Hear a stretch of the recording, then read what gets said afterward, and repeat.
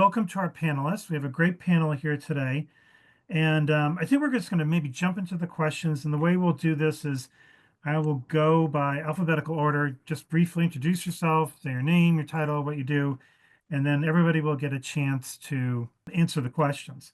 And one thing is more of a general question. And Jay has definitely delved into some of the specifics of the challenges here, but one thing that's the bigger picture item here is that, look, we have like a million more people in Massachusetts than we did in 1980, and we're building maybe a half, a third of what we built back then when we were building housing in the 80s, and even then we were just kind of in the middle of the pack nationally.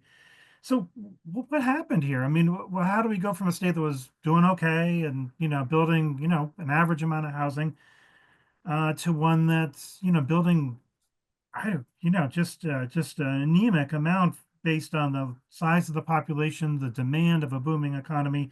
I mean, is this kind of just the rise of NIMBY attitudes, restrictive local zoning rules? And if there are any particularly egregious examples, then feel free to share them. We'll start off with Jesse. If you want to jump in here and introduce yourself and what you do. Thanks, Scott. Thanks for having me. I'm Jesse Canson-Beninoff. Thank I'm you. the executive director at Abundant Housing, Massachusetts, and we're a statewide pro-housing advocacy organization. We do grassroots organizing of pro-housing advocates on the local level in communities across the region of the state. And then we also do some policy advocacy on Beacon Hill. Do you want me to go ahead and answer the question, or am I handing it to the next No. speaker? Yeah, no, yeah, and that's how we'll do it. We'll just everybody just say who you are and just yeah. What do you think? I mean, what's your kind of take on this issue? What's blocking? What are the big barriers here? Is it just NIMBYism or is there something deeper? What's happening here?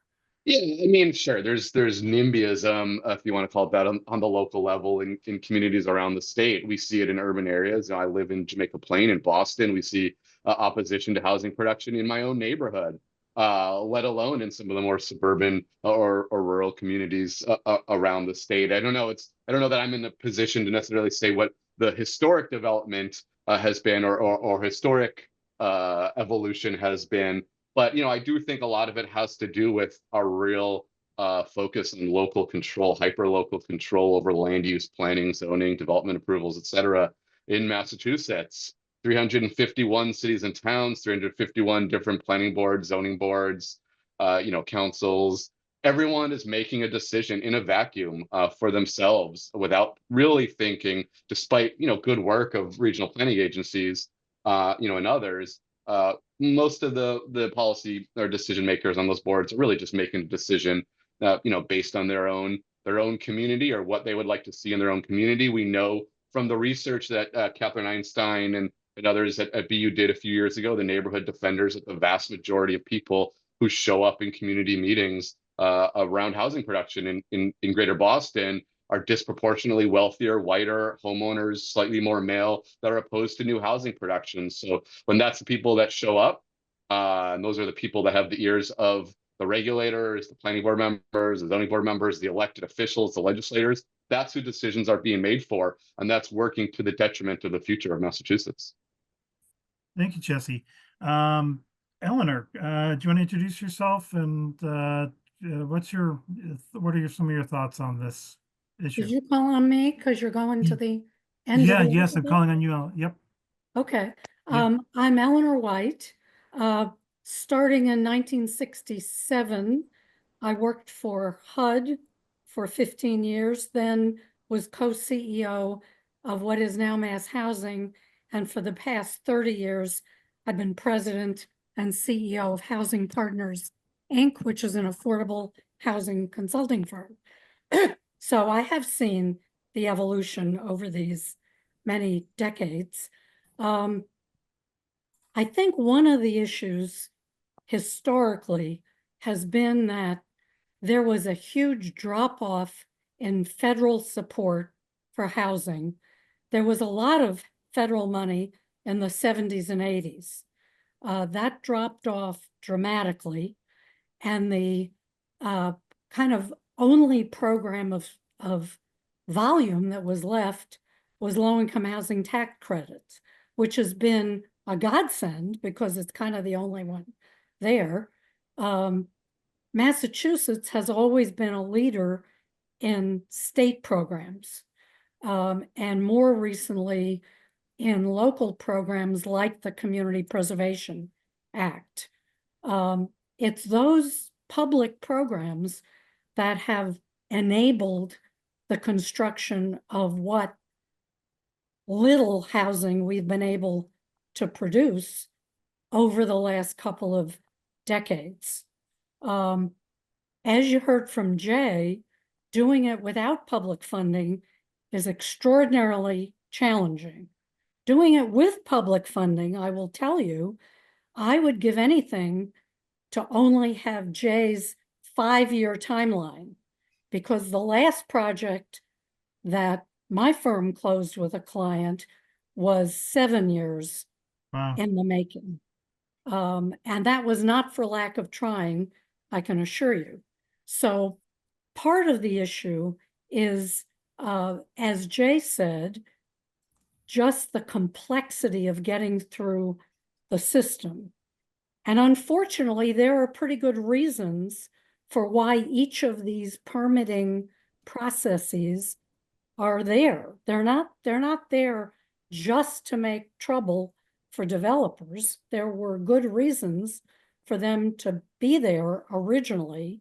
I think clearly they need some revisiting, some re-looking at to make the whole thing simpler. And I'll close with saying that in the heyday of production in the 70s and 80s, the reason there was a heyday was that there was basically a federal program for public housing and a federal program for affordable housing, the various Section 8 programs, that meant you could go start to finish with one program and got it done. And it was relatively a lot easier. Well, that's interesting. Right. Instead of having with often projects, right, or they're just cobbling together all these different sources and tax credits, and it's I can imagine labor intensive and just draws the whole thing out and it shrinks the amount you can actually do. Kendon, would you like to jump in here and introduce yourself and give your thoughts on what's driving this? Why aren't we getting as much housing built? And I know you're dealing with a lot of sales, and also you look at the development side, so you kind of have your pulse on that side of the market. Yeah, thanks, Scott.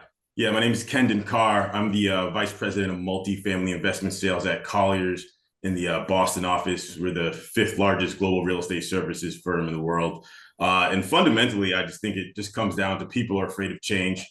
They've lived in these communities their whole lives, and they don't want 400 units in these giant developments coming to ruin their quaint downtowns, basically. And then the other fundamental reason I think they don't want to allow these developments in their communities is just they're just protecting their assets and their wealth. And generally, the more supply there is, the less valuable your house is. So those are basically the two fundamental reasons I see for the rampant NIMBYism in these communities. And I go to these meetings all the time, and there's always some lady who's lived in the community since 1965 and will just wax poetic about how the community was so much better back then and we don't want any new development. So what needs to be done, I'm not sure. I know that people are looking for 200,000 units by 2030. I think that's virtually impossible with the current state of affairs. Maybe by 2040 if things open up. But I don't think 200,000 by 2030 is really realistic at all. That's 40,000 units a year, and for the next 5 years, and the entire inventory of Boston that has been approved but not being developed, not in the ground, is only 23,000, and Boston is the economic driver. So even with all these tools, with the ADUs, the MBTA Communities Act, I don't think we're going to be able to get there anytime soon, unfortunately. Thanks, Kenton. Yeah, no, I mean, having covered many of these meetings over many years, it's a familiar theme where, people get up and Yeah, they did. It seems you would think they're going to like, level the whole town center and, just build a skyscraper and it's like a, 200 unit apartment project. Like, what planet are you on? But I mean, it's different. People don't like change and for some people, it's clearly very threatening. Um, so we're going to move on to David. David, do you want to introduce yourself and jump in? Hi, everyone. David Stewart. I'm the founder at Flat Rock real estate developer. Been doing development in the Boston area for only the last 20 years, not like a lot of you. But it's interesting over the course of my career because I've seen it. Um, it's for a while it got much harder and took a lot more time to get a project approved. And obviously, we're going to talk about the cost implications of that. And Jay highlighted some of that. But it seems to me that now recently, maybe in the last few years, now that we're talking MBTA communities, and I have experienced myself where you come out in support of the development at planning board hearings, you're getting some counterbalancing on the YIMBY side, which I think is helping. Now, is it enough? We're certainly not going back to the 1980s and how much easier it was to do development, but I do think that we're going in the right direction to be able to deliver projects faster. But it's as folks have pointed out, and you can see the stats, faster from a Massachusetts standpoint, it's still going to take you 4 to 5 years to deliver a unit if you start today. So we do have a problem that's not going away. Thank you, David. And Clark, you wanna, Thanks for organizing this, Scott. I'm thank you for Clark coming. Ziegler. I'm Taking Executive part. Director of the Massachusetts Housing Partnership. For those of you who don't know us, we finance affordable rental housing, first-time home ownership for lower-income home buyers. We work with, at this point, almost every community in the Commonwealth to encourage them to support and promote additional housing development, and we have a small data and policy team. Couple quick points. One is I just want to double down on Jesse's comments about local government and our form of government here. It's unusual. It's not typical around the country. We have the average or the median jurisdiction in Massachusetts serves 11,000 residents. So literally you have all these units of government making up their own individual rules, not just around zoning, but also about septic regulation, about wetlands regulation, on and on and on. And I think a system that was designed that way is almost guaranteed to deliver this result, right? Which is people being so locally focused that everybody loses sight over our statewide and regional interests. And so we can go one of two ways. We can, do what other states do and remove some of this land use regulation to the regional or county level. Well, we don't have counties left, the regional level, or pull some of that authority back, or we can do things that establish guardrails like MBTA communities was designed to do, like the new ADU law is designed to do. But it's sort of a political choice. Is there a holy war against home rule, or are we going to find some ways to set a floor on how communities must behave around housing? And I think we're in the midst of that debate. My goal is to be at least a little bit more optimistic than Jay today. And I think the jury's out on MBTA communities, quite honestly. We've worked in about 130 of the 177, providing consultants and working with local folks. And I think, to David's point, I think there's been a little bit of a political shift in a number of communities in the right direction. So I think we have to really make it work, but I think we have ways to go there. And last point I would make is I think the state owns a lot of this problem. I think Jay really made this point as well, where the left hand and the right hand aren't working together. We have no consistent state policy around water and sewer infrastructure, and where development is desired, supported by infrastructure or will be. I think it's that is like screaming for attention at this point. A lot of the talk about extending MWRA services, I think, is also very relevant to where we grow as a region and as a state. I think we have a lot of work cut out for us, but I do feel like there are I think there are more eyes on this problem than there have been, in my, 40 years in this field. And I feel like we're making finally making some serious movement, but still not enough. Could I Yeah, inject, thank you. could I inject Yeah. one thing, Yes. which is, I think that where we are is a collection of where Greater Boston is okay with being. This is the results we have are consistent with what you would expect for this system. It's a system that is designed to not produce housing.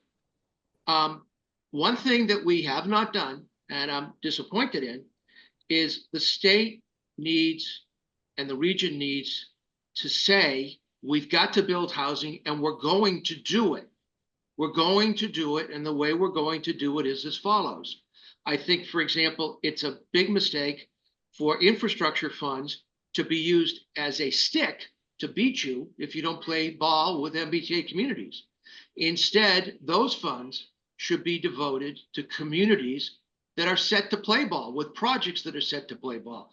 There's no place in state government I can call up and say, guys, we're on the cusp of doing X, but these, this, and this are problems. Can you help us? That doesn't exist. There is, we have good organizations and staffing to deal with net zero and climate change and transportation projects. There is no such animal in government. There's no such animal in this region. There's no one that is pulling together these policies. It's very simple to make housing go to the top of the pile of state agency approvals, but we don't do it. Nor do we have the staff. We have no staff and resources committed to this. There's no one you can say, well, there's 15 people over there that are trying to get these projects off the ground. We pay communities under 40R if they produce units. Instead, what we've done under MBTA communities is we punish you by withholding infrastructure. But, Woburn done 3,000 units, and they turn and they look at people and say, why should I do more when Winchester's done none? Well, maybe the 40R piece should apply, and there should be direct financial benefits.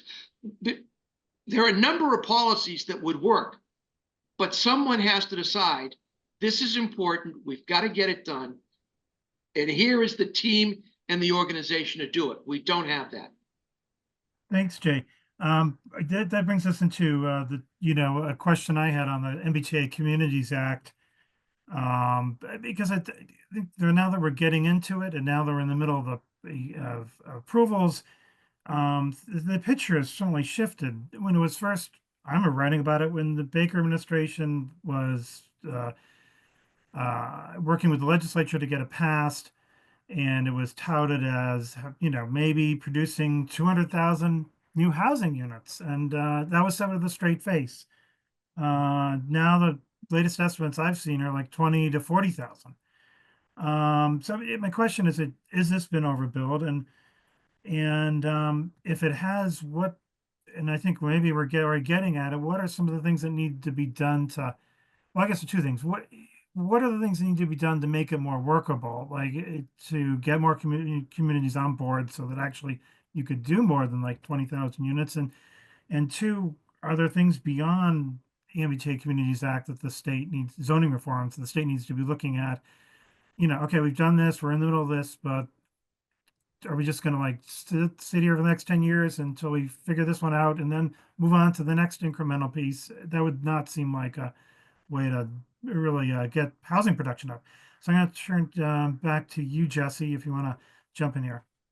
Yeah, thanks, Scott. I would say from the beginning, I don't know that I actually ever thought that the projection of units produced under MBTA communities would be 200,000. I think that's approximately what the zoned capacity is, that if you take the aggregate of all 177 communities, they need to zone for. But as the Baker administration, the Healy administration, HLC and others have said, this is a zoning mandate, not a production mandate. 20,000 homes produced under this law certainly isn't solving our crisis. It's not addressing our full shortage, but it's potentially 20,000 more homes built than we would have without this law.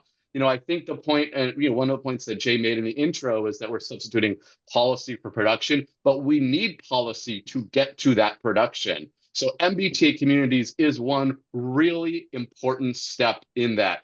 We need an entire toolkit ADU legalization alone will not do it, as Jay rightfully said in the intro, but it's another piece of the puzzle. We need to continue this, and we can't just do one little zoning reform every legislative session for the next 6 or 8 years, you know, whatever, 3 or 4 legislative sessions. We need to do more at once. There are some big things we really need to address. We have incredibly large minimum lot sizes in Massachusetts, 2 or 3 acre minimum lot sizes in some communities. That adds huge costs, particularly when the only thing you are allowed to build on those lots is a single family home. That exacerbates the cost, both to build and ultimately to purchase or rent that home. We need to reduce minimum lot sizes here.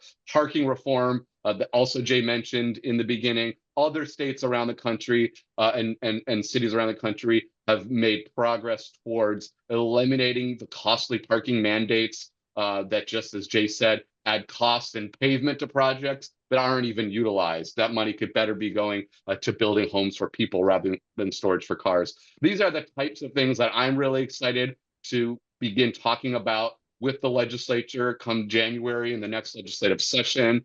Clark and I have, for the last 10 months or something, since the beginning of this year, been serving on this Unlocking Housing Production Commission that Governor Healy convened and appointed us and a dozen or so other folks to. I think there's some really, really interesting things that are coming out of this commission in a report that I think should be published very early next year, looking not at just zoning reform, but regulatory reform, you know, statewide planning, you know, incentives for production, things like that. So really looking forward to that and hoping that gives the Healy administration and the legislature the momentum that they need to continue doing big things to produce more housing. The only other thing I'll say briefly is that I think another benefit of the MBTA Communities Act is that you do have, as David and Clark and others said, you do have more people, you know, residents of communities who are coming to town meeting, to planning board hearings, et cetera, and saying, we recognize there is a crisis in our community, in our state.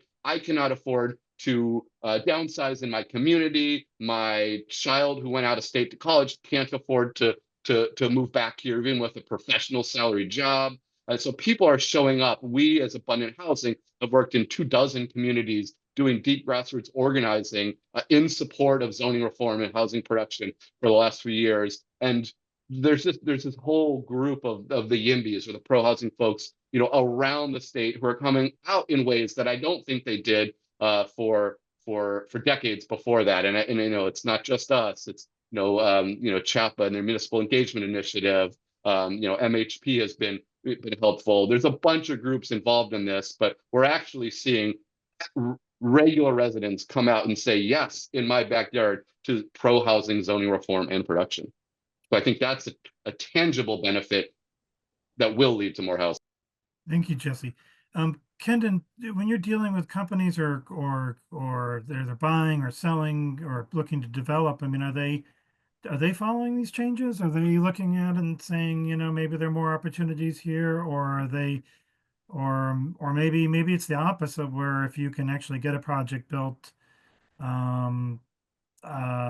you know, then you're kind of somewhat secure from any competition. So how do they recognize any, how are they viewing the market here in terms of whether they want to be a part of it in terms and what the benefits might be or not? Well, I've worked on a few of these on at the opinion of value level, and then we actually have one in the market right now in Wellesley that are in a MBTA community zone, and there's very strong interest in getting these projects developed. Everyone and anyone who is a developer wants to be in these communities, especially inside 128. I guess one of the biggest challenges is, like Jay was speaking earlier at the beginning of the call, are the feasibility of these projects. So basically, outside of 128, these projects really aren't that feasible. You need at least a $4 square foot rent to even back of the envelope these projects. Like if it's below that, it is not even worth like looking at the community. So if you're in Newton, you could probably get $4, $5, $5.50 per square foot. But if you're out in Shrewsbury, it might not make those rents. So inside 128, every developer is looking in Brookline, Lexington, Wellesley, Newton.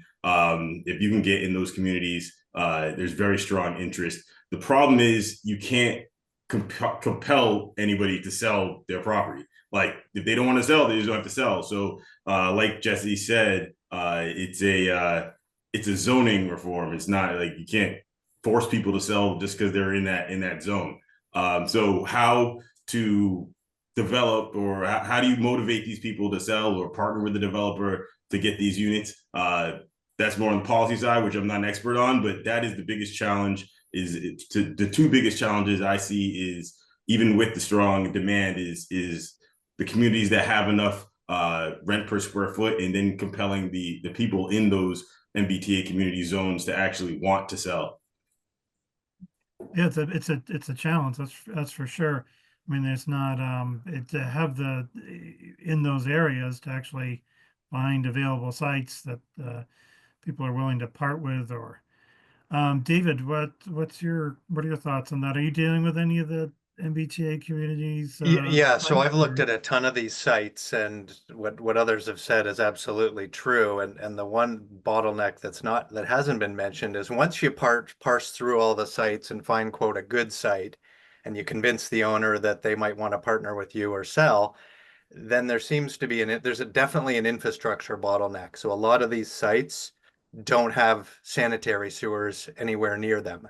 Water mains, that's easy to run a water main, and a lot of communities have it. But to me, I've noticed sanitary infrastructure, wastewater infrastructure is a really big bottleneck. And that's one that the state could help out with in terms of getting money, getting a project going. You saw Jay's chart, how long it takes to open a project, to get a project going. Well, there's a ton of time right now that the state, and maybe it's the MWRA, you could be out designing sanitary systems, getting the shovels in the ground and getting it built, so that you're connecting these sites where the overlay districts exist. So it's both money and time and effort. That would be a huge win on the production side for housing. Eleanor, I know you work with a lot of communities, right? How are they viewing this? And are we being fair to them, or are they, some of them, more maybe willing, and they just have concerns, right? Maybe more willing to do housing than they're being given credit for. Well, obviously, some are more willing than others. I was very happy to hear Kendon mention Newton, where I live, because in Newton, there's actually been quite a lot of construction recently, much more than for a long time. And most of it has an affordable component, which is also great. The other sort of low-hanging fruit, if you will, are the gateway communities, which really welcome new production. You don't have to twist their arms. You don't have to fight screaming mobs at the zoning board. And the issue there tends to be feasibility. Many of the best opportunities have been mill buildings. Now, the problem with mill buildings is you've got to have a developer with pretty deep pockets, because they take forever to get done, because you've got to go through historic reviews. The costs are very high, but the state has been very supportive, as have CPA boards, in providing subsidy funding to make them feasible. I will mention, and I'm not going to go into any detail because it's kind of a long story, but there is something called the Workforce Housing Trust Fund program, which has been on the books, passed in 2016, but never implemented. And it is limited, unfortunately, in my view, to the gateway cities. And it provides a source financing for market workforce housing, which can include up to 20% affordable units. And there have been some discussions about that, in fact, being implemented. And I think that would be, it wouldn't be a huge volume of production, but it could be easily started because it's on the books. Thank you, Eleanor. Clark, you had mentioned the MBTA Communities Act earlier. Are we being too negative about it, or is it, or maybe just being more realistic about its real potential and where it fits in with all the overall efforts that need to be made? I think we, as I said earlier, I think it's a work in progress. I think it's moving us forward in some ways. It's not the be all end all housing solution for the Commonwealth. One clarification: it was actually not Governor Baker's proposal. He decided to sign the bill, but it was a legislative initiative that he ultimately signed on to. One thing I want to additional thing beside MBTA communities that I really want to flag or address again is around local environmental regulation. It is such an impediment around infrastructure, especially on wastewater treatment. We have the vast majority of communities in Metro Boston have local septic regulations that exceed Title V and wetlands bylaws that exceed the State Wetlands Protection Act. We did a case study in Sudbury, happens to be a project Jesse was the project manager for. A B'nai B'rith senior housing project, about 120 units or so. And it was exempt from local regulations because of environmental regulations because of 40B. So it's sort of a good way to measure the impact. Had the local regulations applied, had it been market rate housing, it would have cut the number of units by more than half. And that's not atypical with other local regulations around, around Eastern Massachusetts. So I think environmental science belongs at the state level. That's where the expertise is. That's where it can most effectively, where it can be managed most effectively.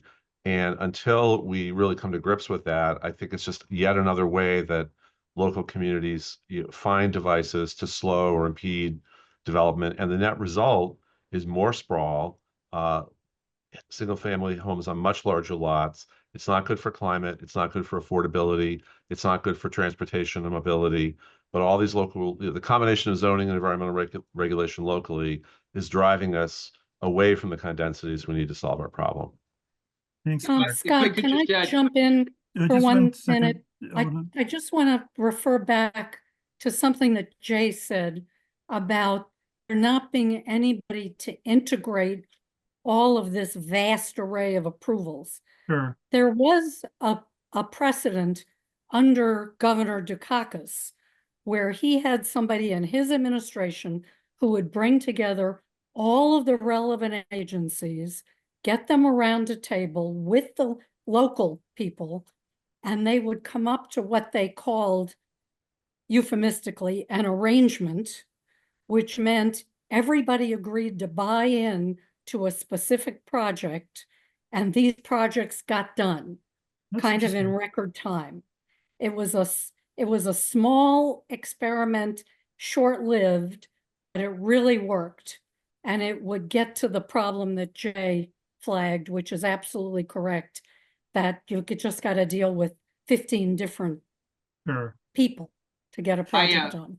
Jeff, I was a when I get- servant to that group, which is called the Office of State Planning, and my job was to take their policies and go into the communities and come back and serve it up to Fred Salvucci and Evelyn Murphy and Frank Keith.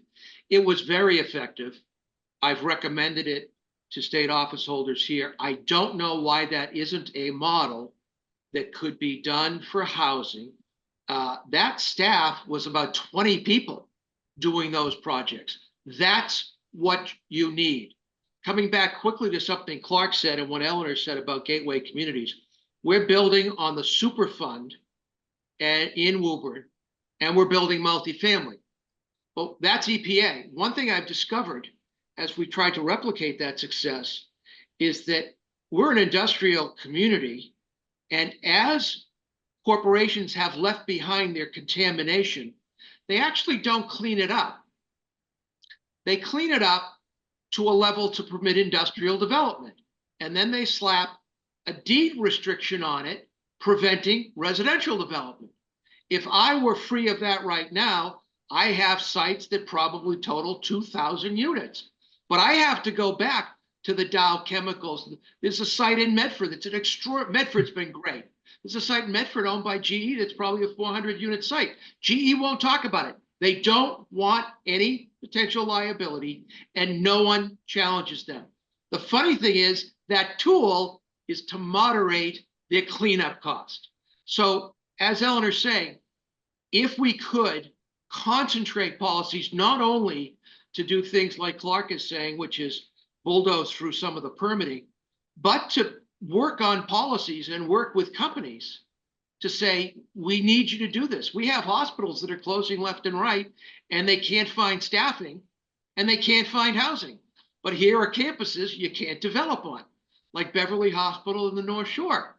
But no one pulls this together and says to the CEOs, you need to contribute to the solution of these problems, not necessarily financially, but in terms of your policies. And that lack of a command control point is really a big deficiency. That's really Sorry. interesting. I want to get Jeff in here. I'm sorry, Jeff. I don't know what happened. I'm just getting you into the discussion here. And I know you bring a pretty interesting perspective on which doesn't get discussed, I think, often enough from the single family home side, building single family homes and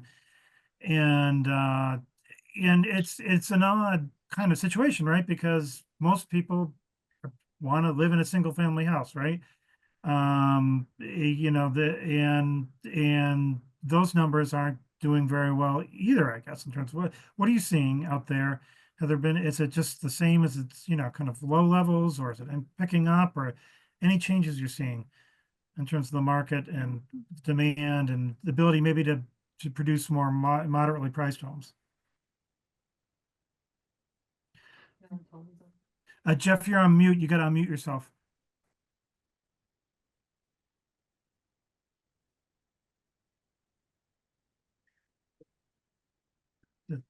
There we go.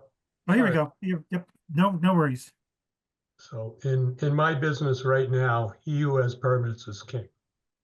I mean, it's that simple. There is such a low supply of new construction housing that we just started a 13 lot project in Stoneham, and I've got 40 buyers for it. That's how bad it is out there. But I want to back up a little bit, because there's two important points that I want to bring out.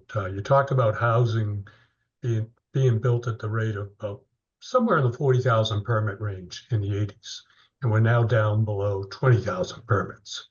I will tell you three things that didn't exist in the 80s: inclusionary housing, local wetland bylaws, and local Title V. Those all came about over the last 10 to 15 years. And Jeff, what was the last one? Local Title V. Okay. So in other words, we can build septic systems by state regs for 110 gallons per bedroom. Some communities are 150 to 200 gallons per bedroom. We just built a 51 lot project in Clark's hometown. They don't allow us to perk between September and April, which, it's like the soil conditions are going to change. High water table is high water table. It's just blatant regulatory creep. And it's all, in my industry, it's been because of kids. They don't want the kids overpowering the schools. Now, most communities have a depopulation going on in their school systems, which is hilarious. Look what you did. But I think Clark probably said it best. It's the political will. The enemy of zoning reform in this state is home rule. That is the enemy. As long as home rule is in effect, you will see the Miltons of the state just do what they do. And it's a battle. I'm with Jay. Our typical project, from the day we sign a purchase agreement to the day one of our first homeowners moves in, 4 to 5 years. It's such a long lag time, right? And given the demand and time is money, right? Tying up a site. I mean, we build in New Hampshire. When we were in New Hampshire, we can sign a purchase and sale agreement, have it permitted inside of 9 months, have new residents inside of 24 months. In New Hampshire, they don't have a land court system. They have a housing appeals. They turn things around in 90 days. You go to the So it's really- Massachusetts Land Court, 3 to 5 years. I know, I'm there now. Yeah, and that's where a lot of people have moved, right? We've lost population and they've, you know, you have the suburbs of southern New Hampshire. I want to, and I think I want to be really respectful of everybody's time here, and we're past 1 o'clock, so we're going to wrap things up. There are a lot of good questions here. I may do a chat later on. I can deal with some of those. I'll just, people want to go on later, I'll send a link out for that. But definitely wanted to thank all the panelists, Jay, for your presentation, all the panelists for your time here. It's such a, I mean, really, and I'm going to be writing about it, and we'll be posting this video as well. So I hope to bring more attention to this issue. Really amazing things, points here that I don't think I've seen explained in that kind of level of detail and so clearly. And you know, in the press or, you know, even in some public discussions. So we're gonna wrap it up here. Uh, we will, and thank you all for coming. Jen, did As you want to we, jump in here for a second? yes, as we wrap up, I just want to ask people to mark their calendars for January 16th, Thursday. We are going to have another forum and be taking up the issue of what's happening in downtown Boston and the development there.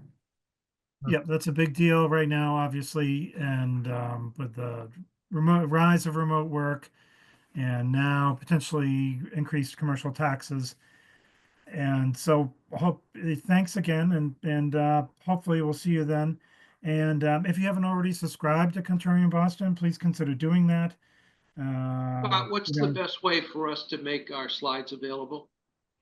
all right, so send them to me and I'll figure something out. I'll figure, because Okay. we have some great slides, but I had to figure out how I want to, you know, I can run some of them in a story, or I can run them separately, maybe where people can. Okay. Also, Access them. people feel free to email or contact me and we'll get it to you from CCNF. It's jdoherty@ccfne.com. Excellent. All right. Well, thank you all so much, and appreciate taking the time. This was a great discussion, and hopefully we'll see. We'll be back again in mid-January with another issue here. Thank you. You. Thanks, Thank everyone. you all. Bye.